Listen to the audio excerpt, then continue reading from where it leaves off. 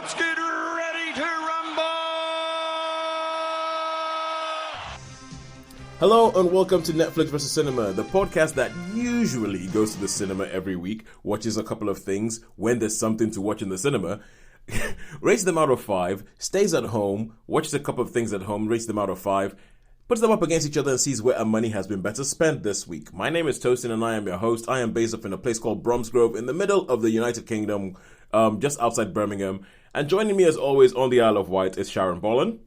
Hello. Also on the Isle of Wight is Shaun Harris. Yeah. And from London, a London correspondent who has to deal with, well, was it first world problems of the cleaner switching off the router? It's Holly Nestling. Hi. Hello all. So I said that I started off by talking about cinema and how if there's anything to watch. And this is one of those weeks where there is, quite frankly, I don't know about you guys, nothing new to watch. No, nothing. I don't think that there's, because I was looking at it and I was thinking, I don't think there's anything in cinemas that we haven't already spoken about, that we haven't already reviewed, that's actually still in cinemas at the moment. I think Fall Guy is out today, isn't it? So that's the next Fall Guy, yeah. biggish one. Yeah, Fall Guy. Yeah, which... No, there wasn't. I was trying to think of the we see, and no. So yeah, that was Holly. That was Holly trying to be doing her very best to be like, charitable and be like, I'm sure that no, there wasn't anything. All right, especially seen it. Yeah, especially in London. I mean, it's like, well, one of us has seen it, and but this usually happens when there's a big film that has been released, or a big film has been released, usually like a Marvel movie or a Star Wars movie or something like that, and people kind of go, oh, we got to give that a wide berth because there's going to be no business for us in cinemas for the next couple of weeks.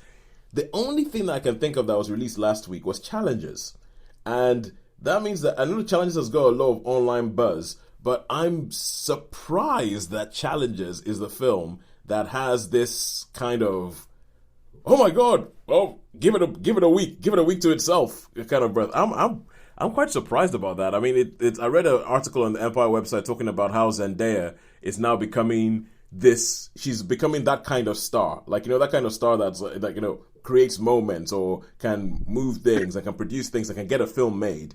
And I think this might just be evidence that that's true. Yeah. Okay, cool. I guess I made a brilliant argument. Nobody has anything to say to that. No rebuttal. no rebuttal whatsoever.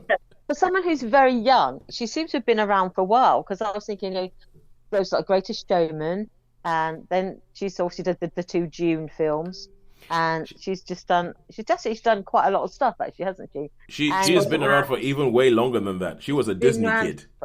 Oh, was she? Well, that leaves me out. I get the feeling she's becoming a little bit. I haven't seen Challengers, I don't know, but my feeling was in the June thing, she's becoming a little bit. I don't know if it's the same. I don't know enough about her, but a little bit up herself, perhaps becoming a little bit more prima donna-ish. Or am I totally wrong there?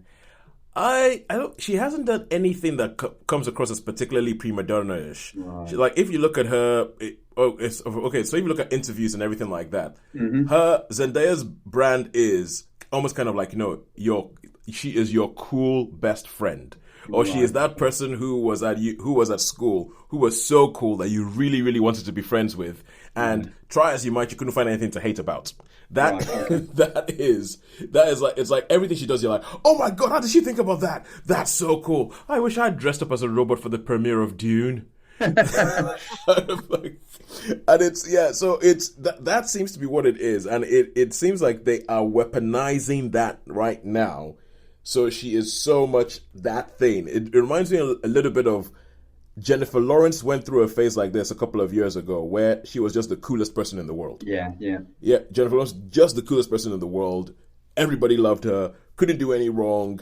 And I feel like Zendaya is like now in that space where she is that person.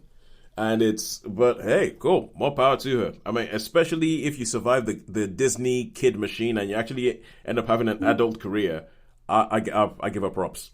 Yeah, talking about that sort of stuff, I was thinking there was a couple of other things that I watched. I actually finally watched the which I never caught at the cinema, the Hunger Games one, the whatever it was called, the first. Oh, Ballad of Songs, Birds and Snakes. Ballad of Songs and Snakes, yeah, whatever. And my thoughts. I think that's enough. I think that's enough. Put that on a poster. My thoughts. Sean Harris. Okay, so we usually start off in cinema as is our word. That's what we usually start off with. But obviously, there's nothing new to talk about in cinema. So we're just going to take some time, as Sean has just done, and talk about things that somebody else is going to watch in cinemas. So, Holly, you went to see Civil War, and you started blurting out what you thought about it before I stopped you and said, "No, save it until the record has been pressed." So now record has been pressed. Tell us what you thought about Civil War. I didn't just see Civil War this week. I also saw Abigail, and I thought Civil War was superb.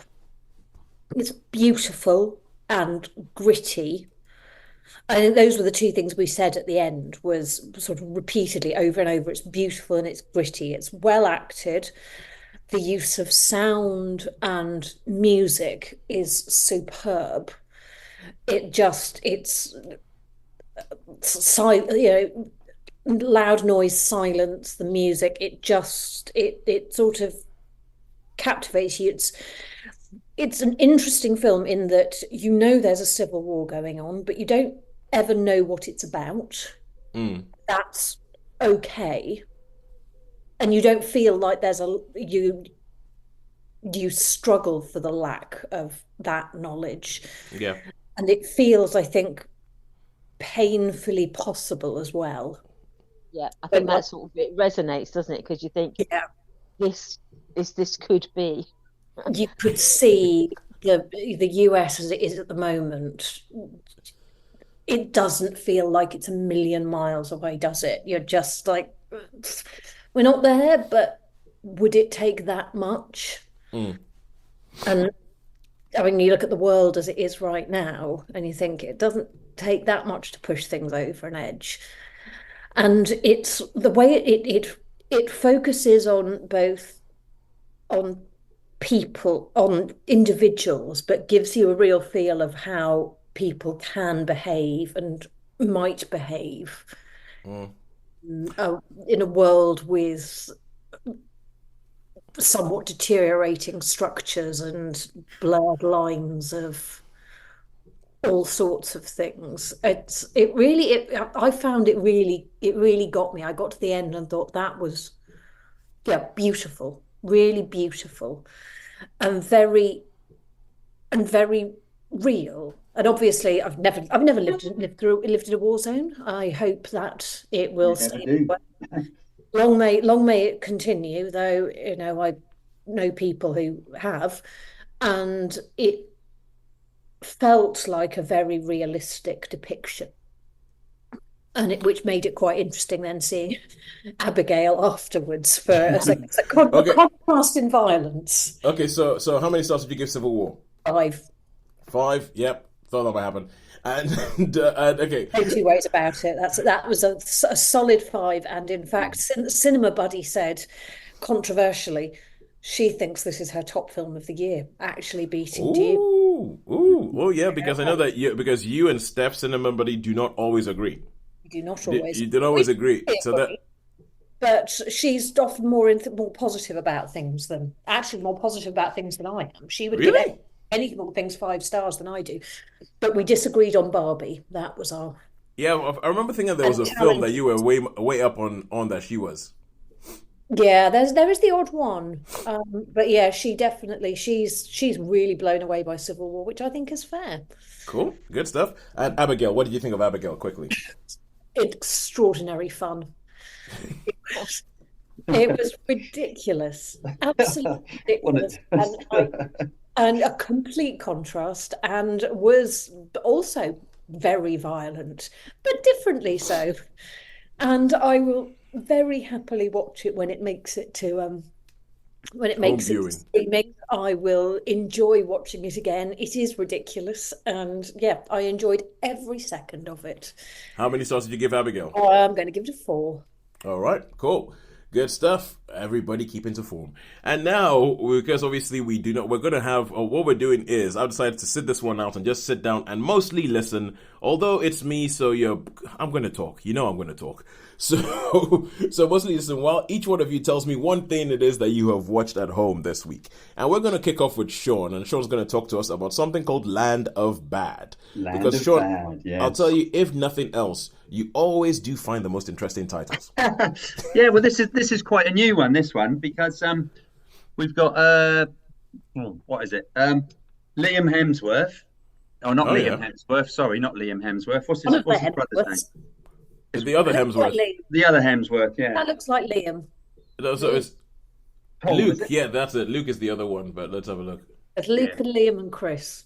Luke and Liam, Chris. Okay, then. So, well, it's one of them anyway. They all look the same to me, I'm afraid. So, I mean, it's Liam. It's Liam. Just being nature. It is Liam. Oh, it was Liam. So I was right. Oh no! Sorry, Luke is also in it. All right. Okay, the bear in it. So yeah, Liam and Luke are both in this film. Yeah. Right. Okay. Well, yeah. So basically, it's one of the stories. This and Russell Crowe's in it as well. And Russell Crowe plays this like grizzled drone pilot. He's a drone pilot, you know. And it's and there's this mission to go in to rescue someone, and there's like a SEAL team, and they've got an Air Force person with them as well. He's like a bit of a rookie, so you've got an aircraft thing, but they take the mickey out of him a little bit, and he goes, "Oh, I'm Navy," and obviously they're all set up and some bad sort of things happen and they get discovered and they get chased and they get shot, and Russell Crowe is basically, he has to use a drone to try and help him out sort of thing. So a bit like Eye in the Sky and a little bit like it sounds a little bit like Behind Enemy Lines. Enemy Lines and Eye in the Sky and yeah, that type of thing. Lone Survivor. Oh yeah, Lone Survivor. Yep. So, because basically, yeah, they all get captured, and one of them manages to get away, but then gets rescued, then get captured again, and then they nick a radio off one of the guards, like, and you know, one of those just happened to be a lucky satellite phone that they can pick up Russell Crowe, and you know, he can direct them and say, oh, you've got bogeys coming after you if you take a right turn here, you know, and you got trucks, and he's got certain missiles on it, and no, sure. I'm laughing, right, because you have a couple of tells, and there's a bit when you are in the middle of telling us what a film is about. There's this thing you have where you sort of stop and have this sort of like short intake of breath, like. Am I still talking about this? You're like, yeah, so it's Luke Hemsworth and Liam Hemsworth, and he has bogeys coming after him. Yeah. And I'm like, okay, cool. Okay, that's a telltale thing. Shaun cannot wait to stop talking about this. Yeah, I mean, it's your pretty standard, like all of those other films we mentioned, of a highly trained SEAL team going in, and getting in a situation which goes all a bit awry and things happen. And so basically you've got Russell Crowe and he's trying to guide him, he's trying to help him, and then his senior commander says, come on, you've got to move, you've been in the chair too long. That he goes, oh no, I've got to finish. Anyway, he gets sort of kicked out, and so a young lad takes over. He says, oh, you've got to drop these bombs at this time. He's called in an airstrike at this time, we've got to go. And so okay, you guys can see this if you're listening to this. If you're one of the many people who just found us on YouTube Music, as a lot of people seem to find us last week on YouTube Music. If you're one of those people, hello, welcome. But you can't see what Shaun is doing. And Shaun did, when he said highly trained SEAL teams, he did that in air quotes. So Shaun said highly trained. So Shaun, you're a military film fan. I do like military, yeah. Not so much the modern stuff, but you know. But generally, and we'll get into why it is not the modern stuff. And so one of the things that you do is when you watch your military films, you're very much kind of like, all right, cool. Now, that wouldn't have happened. And so am I to deduce from your air quotes that there was quite a bit of that wouldn't have happened in this film? Yeah, something along those lines. Or I just find it really, really. I mean, the action. Yeah, there's plenty of action, but there's nothing new. But it's just the situations they get, and I think that's a remarkable stroke of luck. Do you know what I mean? You can something like you can be in a massive middle of an explosion or just on the peripheries of an explosion, and yet you manage to survive. Do you know what I mean? It's like a bit like Mission Impossible when he gets blown up and the explosion, the air sort of takes him out of danger. And it's you're thinking of the first one where he goes blown off from the helicopter and lands on the train, right? Well, whatever, yeah, that one, yeah. But I find that, I mean, why can't we have a bit of like, wow, lucky? But then, like someone said, they're movies, you've got to allow a little bit of sensationalism. I need to be more forgiving. But anyway, so you got this Russell Crowe, and they managed to get into Russell Crowe with this stolen radio, satellite radio, and all the people at the place where the drones are, they're all watching a football game and all that, and Russell Crowe's trying to get in touch with them and stuff, and they're not there, so he has to go back, and he has a bit of a. He was quite good at this. To be fair to Russell, I mean, he can be a bit hot and cold. I don't mind him too much. I know a lot of people have issues with him. But he was quite good in this part as a grizzled old, I think perhaps a bit too old to be in the military, maybe in that position. I mean, he was a captain and it was one of those ones where, how come you never got bigger than captain? Jesus, that's because of his attitude and his to his superiors and what have you. So. I think that Russell Crowe has gotten into this bit where essentially any role he plays is prefaced with grizzled old. Yeah, you're right. You're exactly Russell Crowe right. plays a grizzled old priest. Russell Crowe plays a grizzled old drone operator. But it seems like he does that is where he likes being now. Yeah, there was his sort of co-pilot. He had a co-pilot with him who was the lady that was a co-pilot. Perhaps you can find that out for me because I know you're good at finding that out. But she was remarkably good as well, and she sort of helped try to protect him and stuff. And I'm looking at the cast up on Google, and there's only one woman, so I'm guessing you're talking about Chika Igogwe. Igogwe, yeah. So Chika Igogwe, Igbo girl. So yeah. So I don't know if she's been anything else, but she was pretty good. I didn't think the superior officer was particularly good. He was a bit of a caricature, you know what I mean? Of like, you will move out of that stuff, otherwise you'll be in. Do you know the sort of character I mean that you get in the film? So essentially, band of military people against the odds, probably race against the clock. Are they going to survive? Probably not all of them, but that kind of stuff. Yeah.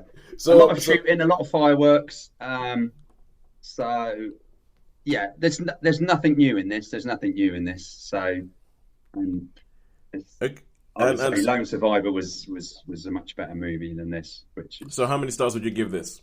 I mean, I'll give this a 3. I won't be too harsh on it because, it's watchable. I think it goes with the turf. It's a watchable film. So there's just be a 3-star. This would be a flat 3-star. A flat 3-star, not a high one or a low one, but just a flat one. Right, straight down the middle, right in the middle of the road, 3-star movie.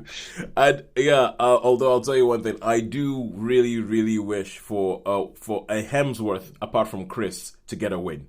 So yes. I do wish for Hemsworth apart from Chris to get a win because I know it's kind of like for instance, like Liam Hemsworth is taking over from Henry Cavill in The Witcher for seasons 4 and 5, and just the amount of kicking the poor guy has gotten before he's even shown up on screen. Some of which I kind of understand because it does seem like a different thing, and Henry Cavill did seem pretty perfectly cast in that role. But the amount of kicking he's getting, I'm just kind of like, I just want a Hemsworth to get a win, whose name isn't Chris. But to be fair, he had years of the Hunger Games though, so he's.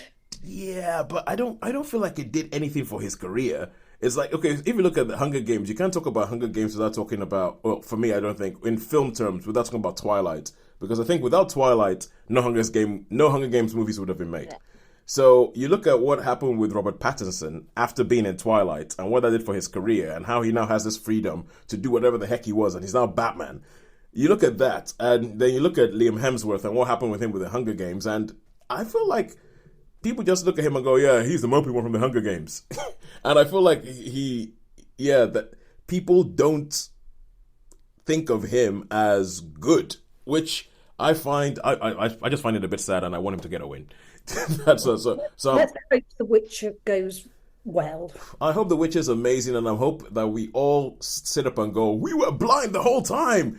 He should have been playing it from the beginning. Cavill was an imposter. I really hope that happens, although I really have my doubts. But let's move on to the next thing that we have seen at home this week. Do we know when it's out, by the by? Series 4? Next year? I don't Are know. they even in production yet? It is in production. They have been Because I'm set. surprised they haven't shown us any stills yet of him as Geralt. That's true, because it is in production and they have been set photos, but that's a good point. There have been no pictures of him as Geralt. Whew. Oh my god, I'm getting a bad feeling in my stomach. I'm getting a bad feeling. I wonder if they're just holding that off right. They might be holding off, for a reveal, to say, look at this. Okay, I will try and be. I'll try and be. What's the word? Optimistic. How are they going to do that? And say yes, that. Because they've got to work out how they'll do the change, and there may be something very significant in the change in appearance. So, maybe we might just pretend. Hey, I would just It's ignore it and I'll go with a 90s sitcom line of, I don't know, Gerald, have you done something different? You look like a totally different person. I would go for one of those lines and just go past it. Because they've already said that The Witcher is ending with season 5. Oh, have they? Yeah. They announced that they're doing season 4, season 5, and then they're stopping The Witcher. But anyway, now going on to The Witcher's Netflix buddy. Let's talk Rebel Moon, because Sharon, for some reason, you took it upon yourself this week to watch Rebel Moons 1 and 2, The Child of Fire and The Scar Giver, Zack Snyder's magnum opus that started off life as a Star Wars movie. And so yeah, tell us about Rebel Moon 1 and 2, and then tell us what you thought about it. And I will try and reserve judgment until you finish speaking. Well, it's one I held off watching the first part because it said, part 2 is due out in May, and I thought, I might as well wait for that. And then it's not a spoiler because I think most people know that it isn't a duology; it is a trilogy or maybe more. Because it ends. He's planning 6 films. Oh, okay, because it's quite open ended. So when I watched the end of it, I was thinking, why there's no? I needn't have waited because it's episodic rather than a complete duology. Yeah. But anyway, yes, I will say there are direct parallels with Star Wars. I mean, you can't escape the fact that they're this sort of they talk about an Imperium. Yep. And I can describe they have what I would call glow blades in certain scenes. Glow blades. Oh. I wonder wherever they got that idea from. And they had sort of the people, the members of the Imperium, the officer class, all had sort of British accents and wore uniforms. And so I was a bit like, okay, nothing like Star Wars then. And there's a couple of scenes one scene where they were fighting on a platform, and I was really waiting for one of them to say, "I'm your father," but that didn't happen. But anyway, to go back to the beginning, Rebel Moon is there's a lot of information at the beginning, but you don't see it written on the screen in a scrolling format. You have a voiceover. So all that information, we're in the land of an empire of blah, blah, blah, in the far corners of space, blah, blah, blah, blah, all that, we're told all that. So there's an awful lot of I had to play it a couple of times because I was missing. I thought, hang on, I've got to listen to that again because there's a lot of information in that. Yeah. But I'd probably say about that long. If you had a scrolling text of it, it probably would fill up the screen quite well. Yep.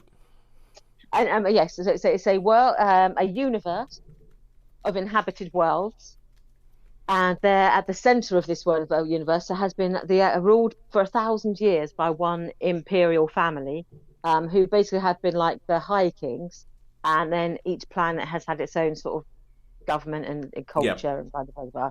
And over time, there's either been by conquest or by association. They've affiliated themselves with the High King. But there's been a coup, and the royal family has been killed, and different far-flung parts of the Imperium are beginning to rebel. There's the particular Rebel Moon that sets our scene is largely an agricultural planet where they provide a lot of the grain that sort of fuels the Empire, that provides the food for the Empire. This is the Imperium, so it's not the Empire; it's an Imperium. Oh yeah, of course. And they there's a big, I'd hesitate to call it a battle cruiser, But it was a big spaceship appears in the orbit of this one planet, and they're I wouldn't like to call them stormtroopers either. They're soldiers come onto the planet and say, I'm gonna have to right, watch we this. want to have your grain, and they say, okay, let's. And they it's almost like a Nordic community. They have like a long house. Yep. The men have like long hair and they're muscular, and the women, have sort of like dirtle type outfits on. So it has that sort of Nordic feel about it. And they're all about they're gathering in the harvest, and they're sort of sharing in their all festivities. And this sort of the Imperium ship comes and says, they said, oh, we need a certain amount for our own people. So yeah, you can have our surplus by own ones. That's fine. We'll trade with you. And they said, no, we want it all. And so then there's a battle commences, and there's carnage and there's sort of disruption. And out of this group, this figure, this woman, has been sheltering them for the last couple of years. And she's slightly mysterious. She's not like the others. She's not got the same accent as the others. She's not from the same background as the others. And we begin to understand that she is not just an ordinary refugee living in this planet, in this sort of agricultural society. She's actually got a past, and her past directly connects her into the Imperium. And she decides that she wants to defend this moon, this rebel moon. And so they go about thinking, right, if we're going to be able to fight the Imperium, we can't just do it alone. We need to create our own army to do that. Yeah. And so she goes off with a couple of companions to recruit these people who are going to fight for them. And then it's sort of like Star Wars meets the Magnificent Seven. You have this sort of different people. And there was an episode of The Mandalorian that was exactly that. There was a movie called Battle Beyond the Stars as well. Yes, there was. Yeah. And so this is very much the first film where you see them going out and trying to get this force, so they can actually have a fight. And there's there's confrontations along the way, and you meet certain characters and you lose certain characters. But then, then it's sort of it's all about taking the battle to the Imperium. And the first film has a conclusion of sorts, and the second film is basically where they're sort of dusting themselves off from like the first film, or the events of the first film, and most of the rebel leaders and the people they've gathered around them are back on the rebel moon, and the Imperium decides, we've had enough of you now. We're going to go and we're going to sort you out. And the second film is very much about the preparing for this sort of big battle. Because it's not on an ice planet, it's not like that Hoth, but there are similarities in that they are preparing the territory for, and they have got like these creatures they ride, that are not quite horses, but they're not quite tauntauns either. So you've got there were like little nods to another franchise, and so you see them. Sharon, are you perchance accusing this film of not being original? I wouldn't like to suggest that.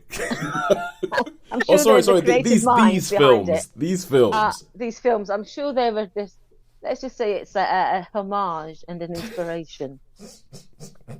They've taken other sources, as a homage and an inspiration, shall we say? Okay. So you see, you have certain scenes that are reminiscent, shall we say, of another franchise. But for all that, and then you get backstories of all the people involved, and then there's a big battle, and events. So it is very much a space opera. Yep. Meets a western. Yep. Meets Japanese cinema. Meets slow motion because it's Zack Snyder. Yeah, meets people. Oh, is it Zack Snyder? Is it? It's Zack Snyder. Yeah. Oh right. Yeah. Okay. Wrote and directed them both. For all that, when you're watching it, you're thinking, "Oh look, they've got swords. Oh look, those swords glow. There's a red one and there's a blue one." Oh no, they did not go there, did they? Yeah, there's a red one and there's a blue one. Oh come on! Yeah. Couldn't they at least pink and purple or? But there's a red and there's blue. I was thinking, should I call them the flashing blades, or should I call them? What should we call them? I don't know. Flashing blades. There's their glow sabers. So okay, how No, many stars? glow blades. So it was fun. It was okay, derivative, but it was actually fun. It was very well made. The cast did their job. They did it seriously because with this sort of thing, it's easy. You don't want them to be like self-aware and knowing, and they're sort of like going, oh, I. But they all did it their job. I think so. What they did well, and it was enjoyable. And you can see, yes, this will probably expand into sort of there's more to it, and they a few. They drop a few sort of breadcrumbs as to what the future storylines will be. Yeah. So there's enough. There's plenty enough in it to like. I mean, it was fun. It was nuts, improbable, and ridiculous, which is what you expect from a soap opera from a space opera with glow blades and an Imperium and Rebels. people that are not stormtroopers. All Wearing right. green, not white. So but it was fun. So I enjoyed it. So I would give it, a definite sort of three plus, an enhanced three. I mean, Okay. it's not quite a four. I did enjoy it. I mean, I wouldn't. For me, I'm very stingy with my stars, and I think there are elements of 4 stars in there, but I think really it settles in the three enhanced because you can't look at it and not go, hang on, this is a bit familiar. All right, cool. But yeah, I So thought it that was fun. I think it's well worth checking out, and it's not. They're all like 2 hours long, so it's not a 2 hours wasted because they are entertaining. And I okay. sat with my brother and watched them. So yeah, we both thought, yeah, they're fun. All right, that is better than I thought it would be, especially because I heard that Zack Snyder did his usual thing of saying, yeah, the film is there and everything like that and is good, but wait until I release the extended cut. The extended cut would really tell you everything that's going on, and I am sick to the back teeth of Zack Snyder doing that. I am sick to the Just back make the teeth. darn film. Yeah. Exactly. When he makes a film, it seems like I was talking on YouTube with the person who made the on our podcast thing, the person who made the comment about Dune Part Two, Yeah. and I was talking about how I really want a 5 hour cut of Dune because there's so much stuff that I'm pretty sure that Denis Villeneuve left out, but Denis Villeneuve is like, no, I don't believe in extended cuts, and Zack Snyder's position makes me go, you know what? Denis Villeneuve, you've got it right. I don't need a 5 hour cut of Dune because he just keeps making these films and goes, oh yeah, but the extended cut tells you the full story, and I'm like, just shut up. Just There are elements in it where Choice. they introduce characters where you think, why have you introduced that character and they're not going anywhere? And then it's later you're going, I get it. I get Yeah. it. There's a lot more going on here. And then there's going to be other films. Yeah. But Sorry, yeah, Holly, I think you just said something I you'll didn't say hear. something, Holly. I was just saying, yeah, no, if you're going to, an extended cut shouldn't be necessary to understand a film. Not at It's all. to make the film. Yeah. I'd say there are some things where I do love the extended cuts. The extended cut of Doctor Sleep is really good. Yeah. Adds in extra stuff that I have to say it builds on the original film, and it's fine, and it doesn't make you think, oh well, they should have done this in the first place. Think, oh, this is nice. Like the Lord of the Rings films, though, as you know, I quite liked the Lord of the Rings extended yeah. versions. So I'm Oh. still convinced that they add new things every time I watch it, and they just don't tell me about it. And Well, that's Peter Jackson. He's probably still filming but he scenes. is, and he does it. Peter Jack- He's been doing this for years. It's every time I watch it, he changes something. Well, Peter Jackson just sort of sneaks into your house and then switches your DVDs out and then runs back to It's DC. on Skybox, so he's doing it remotely, and he's targeting me. I'm sure it's the only logical conclusion because I've Sure. never seen one of the films, and it's been exactly the same as the last time I watched it. So he must be doing that. He must So, be still doing it.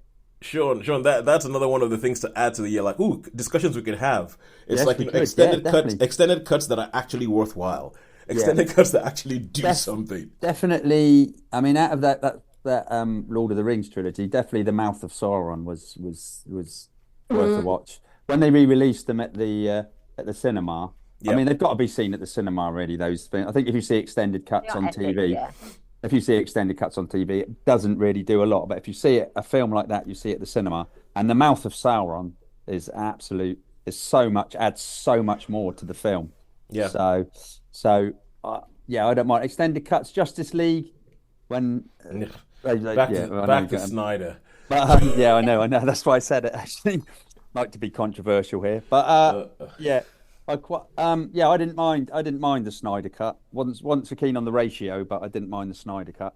But So yeah, so I think sometimes, and the Redux version and the director's cut of Apocalypse Now was enhanced. I think I like the extras in that. So I'm I've just probably I don't know about Rebel Moon because Rebel Moon sounds like a bit cliched and like Well, it is, but there's still fun to be had in that. right. Okay, I would you mean, watch an extended cut though, Sharon? of Rebel Moon. Yeah, again, would you watch I it again? might do. It might if it added extra bits to it. I think Okay. I might do. Because Yeah, there's certain films that when they come on or you can watch again. There's certain films you can. I yeah. actually another thing I watched recently was Papillon, the '73 version, not the horrible new version. But I watched that again. I started watching it, Papillon, and I just with thought, yeah, I'm going to end up watching this. So with with a And it's new got with Charlie a, Hunnam, who is there is a link because oh, Charlie that's Hunnam is in if, Rebel Moon. yeah. Well, have you seen the Charlie Hunnam version of? No, I feel like Charlie It's Hunnam awful. has made a blistering entry into Sean's list of Was actors that he just Yeah, doesn't he's gonna like. be. Was he in the Lost World of Z or whatever it was, Lost Book of Z or Land of yes. Z or whatever it was? I Yeah, think Yeah, it's that's yeah, it. Lost yeah. City Yeah, Z. I yeah, think he's it's the suck. British film. It is Yeah, said. It is the he's. Lost City of Z. If you Yeah. imagine Stanley Tucci, you can put him a lot lower than Stanley Tucci. That's what I was thinking. I was like, Charlie Hunnam. he's made Yeah. a blistering entry to that. You're like, Yes, he's come in Jason big. Clarke, Stanley Tucci, I Charlie can, Hunnam. How do they have careers? Asks Sean. I'm not sure you can hate anyone more than you hate Stanley Tucci, though. Well, he's got the same Uh, birthday as me, so that might, That's your it. evil twin. Sean, I just Sean's- happened to see that. I just happened to see that by accident one day. I was just looking. I thought, oh, he's got the same birthday as me. Yeah, Sean's just annoyed about being overshadowed on his special day. I All am, right, yeah. so 3 stars for the Rebel Moon saga as it stands at the moment. Yeah, Sharon, you got 4 more films to report back on when he finally makes them. If they let him.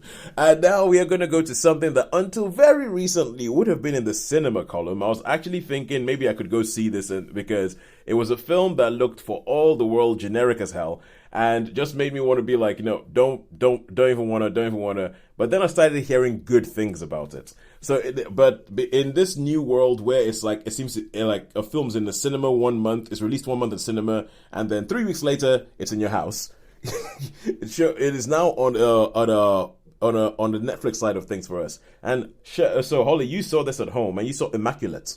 I did, yes. So, which the intention, it had been firmly on the to see in cinema list, but it was in and out relatively swiftly, and Yeah, diaries did not align. So, as we've discussed frequently recently, Sydney Sweeney is having something of a moment. yes, she is. And this is a Sydney Sweeney film. She is the only actor in it that I knew the name of, though I did recognise some of the others. And I think almost all the others are Italian, aren't they? Spanish. Spanish. Okay, that was it. Yeah. So it is. So the film is set in Italy, and it begins with Sydney Sweeney as a novice heading to a convent in Italy in a somewhat indeterminate time period. There are one establishes later on there are mobile phones, so I still don't quite know what time period it is set in exactly. Yeah. And she is going to join an Italian convent, and they have paid for her travel. And this is explained at the beginning as she speaks to two Italian customs officials. So I quite enjoyed it for practicing my Italian and not always looking at the screen to see if I could understand what was going on. Yeah, variable. And she arrives at this convent, which is for, nuns who are very, very elderly and soon to meet their maker. And everybody seems reasonably friendly. There's lots of, increasingly dementing elderly women wandering around the place. Yeah.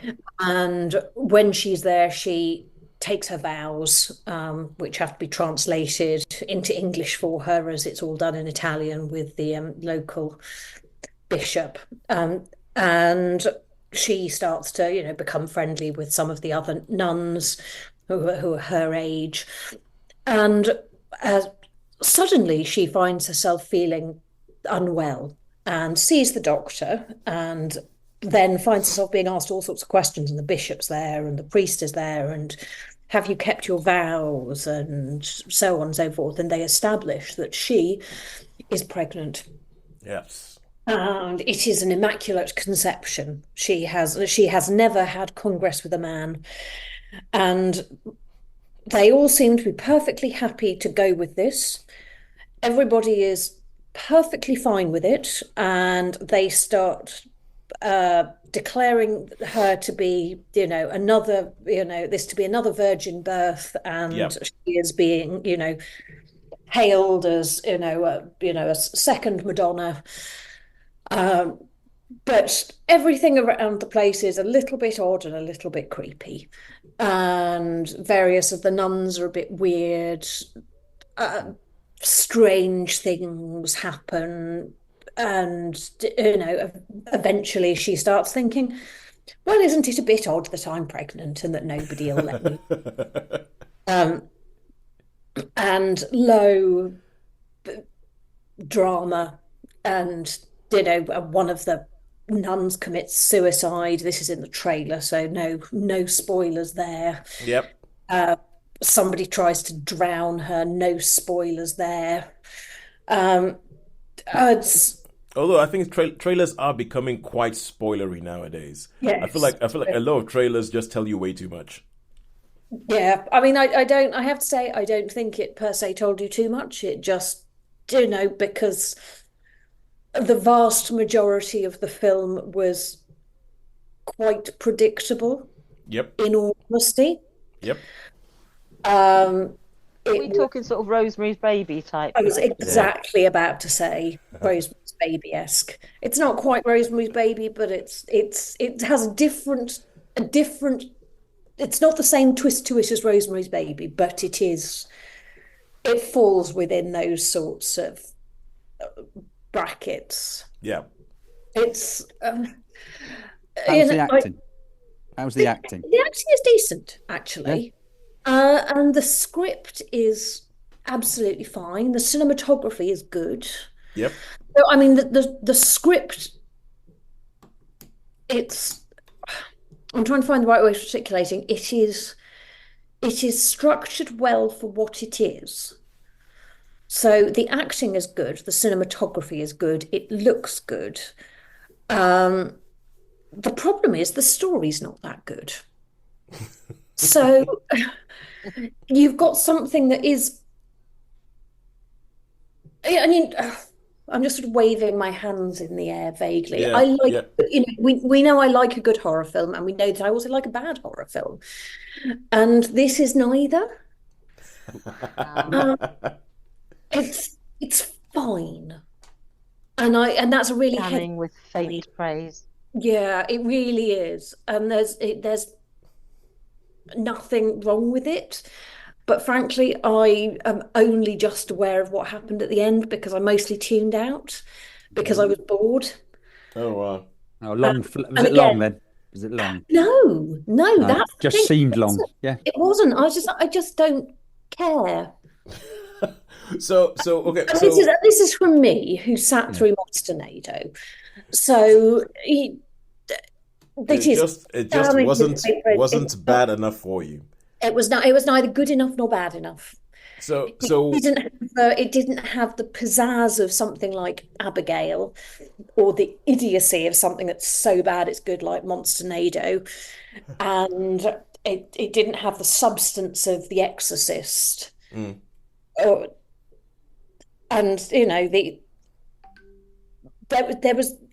there's nothing bad about it. The problem is that the things that are good about it are not sufficient to outweigh the bits about it that are just meh.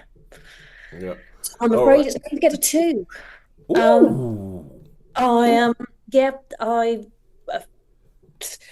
Watch if you've got some time on your hands and you really want to watch something that's thoroughly mediocre. Actually, I must admit, I didn't like I didn't like the look of this, Holly. So I'm glad I didn't go to see it, because it was one of those ones that was iffy. I think we might have spoken about it, Sharon. I don't know, but we saw a trailer for. We might have seen a trailer, and I said, "No, I'm out." Yeah, I think so. Yeah. And I think I probably said something along the same sort of lines. So. It's a no from me. And it's a no from me. I knew it was. I knew you wouldn't watch it, Sharon, but I was hopeful. No. This Yes. has, this has possibilities, but Every now and then I'll watch a horror, and I'll I don't mind. I'll think, I'll watch it, but every now and then I sort of go, no, I don't think I want to go there today. No.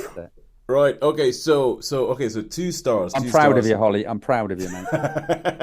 2 stars for Immaculate. You've warned Shaun off. You warned Shaun off it. So let me just check with this, because I don't think I said where any of these films are actually available to be watched. So where did you see Immaculate, Holly? I rented it on Sky. I gave them money, and I feel a bit dirty for having done so. Mine was Amazon. Okay, so Land of Bad was on Amazon, and Sharon, Rebel Moon. Rebel Moon is on Netflix. Rebel Moon 1 and 2 on Netflix. All right, and I feel I have to say, because I was listening, I was actually going to clip up, the bit where we were talking about Sydney Sweeney and talking about Sydney Sweeney's moment. I was going to clip that up and put that up on YouTube as like a short or something, and then I realized that when I listened back to it, the last thing I kind of say is that it's really hard to talk about people's perception of Sydney Sweeney without saying bimbo. Then I got distracted, and I forgot to add something else onto it, which is that I actually think she's really good. Oh, right. I actually think she's really good. I actually think Sydney Sweeney is very, very good. I just wanted to go back and put that on and go, I think she is great. I think the film I reviewed the other week, Reality, I think she's really, really good. And she's one of these people who she has substance to back up all the hype that she's getting. So if anybody listens to that, and if I actually do put it up, please don't let that be my last word on Sydney Sweeney. I think she's brilliant. I think she's brilliant, but some people want her to be less than that. Anyway, yes, so that is it for what we talk about this week. And if only cinema had released anything in this week, We could have had a contest. No, I think we would have had a win for cinema. I'm actually going over to Bournemouth the weekend, so I'll see what's on at Paul. So there might be something there that's probably I think not gonna. The Fall Guy is looking like the one. Fall Guy is looking like the one. Is it? Yeah. So it's Well, the 2 not new films in the cinema that I managed got a 5 and a 4, so Yeah. Well, but and I guess we we could already knew that. So yeah, we could say that, but when we'd already reviewed that, and even though both of those films got 1 star less than you gave it the last time when they were first reviewed on the show, even with the original things, they still would have gotten more than we had from our Netflix viewing this week. So cinema, pull your finger out and release a film, any film. It would have worked. Anything would have worked. All right, cool. I think that is it. So until next week when we see The Fall Guy, and I'm not sure if there's anything else that we were planning to or we might get on our plates or anything like that. It's a goodbye from me.